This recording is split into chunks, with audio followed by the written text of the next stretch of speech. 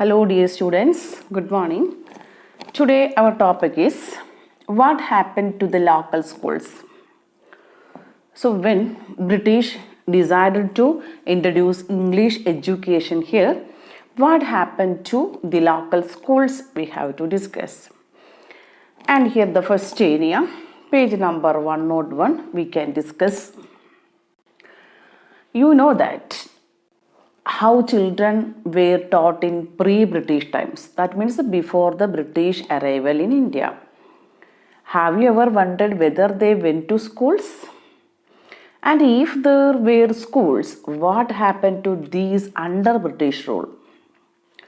So here our question, what happened to the schools of India under British rule? That we have to discuss.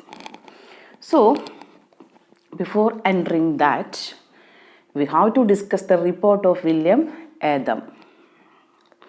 In the year 1830s, or in the 1830s, William Adam, he was a Scottish missionary. The meaning of missionary in the previous class we discussed. And this Scottish missionary, he toured the districts of Bengal and Bihar. Adam, he toured he traveled the districts of Bengal and Bihar. Then he had been asked by the company to report on the progress of education in vernacular schools. Why he toured? Because he wanted to prepare a report on the progress of education in vernacular schools. Vernacular schools means here local schools. The report Adam produced is very interesting. So, what is the content of that report? That we can discuss next. Adam found that there were over 1 lakh Padashalas in Bengal and Bihar. The early schools or pre-British schools in India were known as Padashalas. I think earlier you heard about Gurukulas. So here, Padashalas. So how many schools were there? About or over 1 lakh Padashalas in Bengal and Bihar. And what is the nature of these schools? These were small institutions with no more than 20 students each. But the total number of children being taught in these Padashalas was considerable over 20 lakh. So, you underline these points about Padashalas. So, 20 students each in Padashalas. And these institutions were set up by wealthy people or the local community. So, these schools, these Padashalas were set up by wealthy people, rich people. At times, they were started by a teacher. And a teacher was called as Guru. So, teacher known as Guru. The system of education was flexible. It is not rigid, changing there.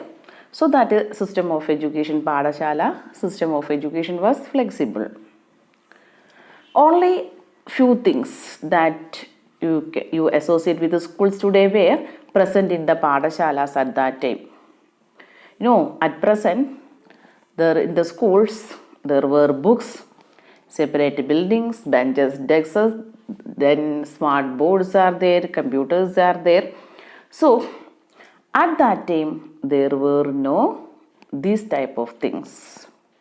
There were no fixed fee, no printed books, no separate school building, no benches or chairs, no blackboards, no system of separate classes, no roll call registers, no annual examinations.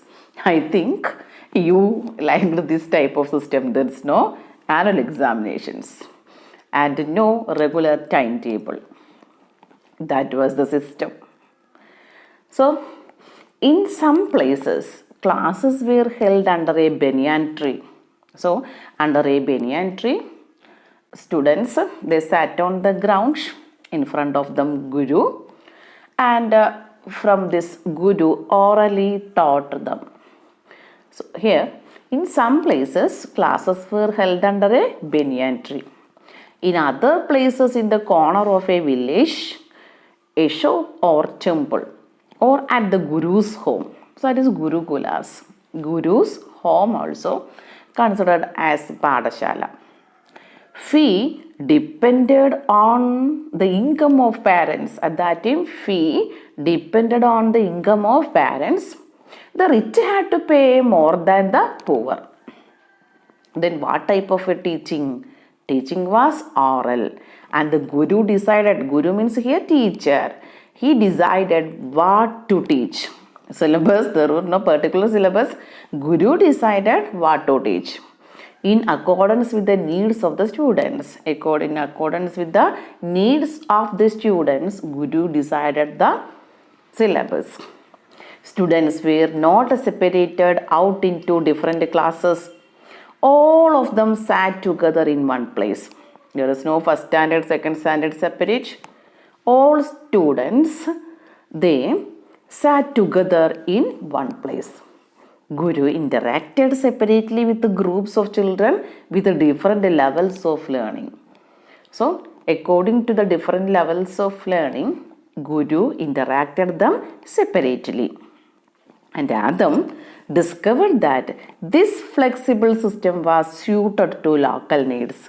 So, according to William Adam, this flexible system in Padashalas that was suitable to local needs. Then, for instance, classes were not held during harvest time when rural children often worked in the fields. You see, the holidays or vacation, what time? Harvest time. When the crops are ready to harvest, the rural children, they worked in the fields. At that time, there were no classes. The Padashala started once again when the crops had been cut and stored. And so, during the harvest time, there were no classes. And when the class restarts, when the classes restart, when the crops had been cut and stored. This meant that even children of peasant families could study. So, the farmer's family also, they can study in these Padashalas. And even the time of harvest, there were no classes. And after the harvest, the classes restart. So, this is very suitable for the local needs according to Adam. So, dear students, today we can conclude here. And you can see figure 8, a village Padashala. So, go through that picture also. So, thank you. Have a nice day.